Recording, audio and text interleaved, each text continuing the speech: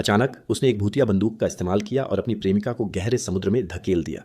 यह देखकर कि दूसरा पक्ष पूरी तरह से मर चुका था, युगल मन की शांति के साथ चले गए, लेकिन उन्हें नहीं पता था कि महिला को चींटियों ने जगाया था। उसने जल्दी से आसपास के वातावरण की जांच की और पाया कि वह एक चट्टान के नीचे था।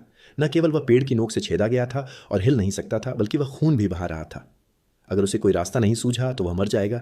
यह उल्लेख करने की आवश्यकता नहीं कि उसका प्रेमी निश्चित रूप से शरीर को नष्ट करने के लिए नीचे आएगा, लेकिन इस समय उसके पास कोई रास्ता नहीं था। जब वह बेहद हताश था तो उसे अचानक जमीन पर एक टर्की मिला। उसे ऐसा लगा जैसे उसने एक जीवन रक्षक पुआल पकड़ लिया हो और टर्की को वापस हुक करने के लिए हेडफोन केबल का उपयोग किया हो। टर्की मिलने के बाद उसे ढेर सारा मद्यपान मिला और उसने उसे पेड़ के तने के बगल में ढेर कर दिया और फिर उसे आग लगा दी। आग की भीषण मार से पेड़ का तना जल्द ही जलकर खाक हो गया और महिला बुरी तरह नीचे गिर पड़ी। लेकिन इससे पहले कि वह सांस ले पाता, उसने इंजन की आवाज़ सुनी और समझ गया कि उसका प्रेमी वापस आ गया है और उसे उन्हें पता नहीं चलने देना चाहिए। इसलिए वह चट्टान के किनारे तक पहुंचने के लिए संघर्ष करता रहा। जैसे ही उसका प्रेमी पहुंचा, वह उठ खड़ा हुआ और चट्टान की चट्टानों से चिपक गया और देखा कि उसकी प्रेमिका जा चुकी थी। तीनों लोगों को यह अविश्वसनीय लगा और उन्होंने अनुमान लगाया कि उसे कहीं ले जाया गया होगा। अगर वह यहाँ नहीं मरी तो भी कहीं और मरी होगी। वे शव नहीं बल्कि शव देखना चाहते थे, वरना उन्हें आजीवन कारावास हो जाता। इसलिए वे जल्दी से उसका पीछा करने निकल पड़े, लेकिन जब वे चट्टान के नीचे पहुंचे तो रात हो चुकी थी।